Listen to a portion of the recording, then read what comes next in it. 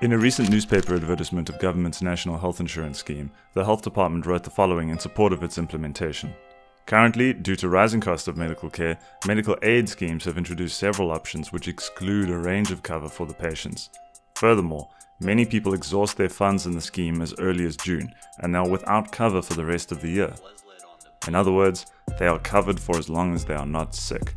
Not anymore. NHI will give cover to all, in line with the uBuntu principle, from each one according to his ability, to each one according to his needs. For those unfamiliar with the highlighted portion in the above quote, it is the slogan popularized by the founder of modern socialism, Karl Marx, in 1875. From each according to his ability, to each according to their need, is based on the fallacy that in a communist society, such abundance of goods will be produced that everyone's needs and material desires will be fulfilled. Everyone is merely expected to contribute as much as their own capacity allows, but will get in return whatever they need, freely. Those who understand basic economics, of course, know this is nonsense. The post-scarcity society envisioned by socialists is impossible, and even if it were possible, it wouldn't make a difference to human relations. Socialism's, and apparently now Ubuntu's essence, is compulsion. Liberty's essence is voluntarism. Do as you please as long as you don't violate the same rights of others. With all the talk of African solutions for African problems and the developing Afrocentric criticism of South Africans adopting foreign ideas and narratives now needing to be decolonized, the health department statement above is particularly amusing.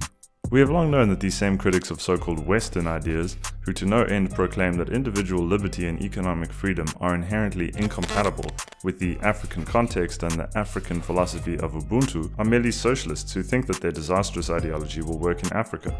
Karl Marx was born in Germany and died in Britain, having lived his entire life in the West. His ideological influences and predecessors were all non-African.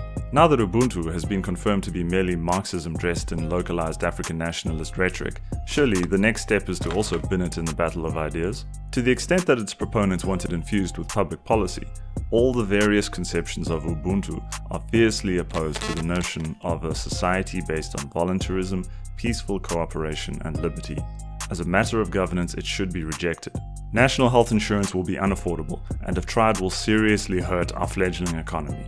The quality of South African healthcare will need to be compromised across the board for no reason other than to satisfy the ideological desires of Motsoaledi and the ruling party. Going ahead with this disastrous scheme simply because Ubuntu apparently requires it is suicidal. Those who seek to practice Ubuntu should do so within the comfort of their own homes and communities, and leave those of us truly committed to a way of life founded on interconnectedness, voluntary community, peace and freedom alone.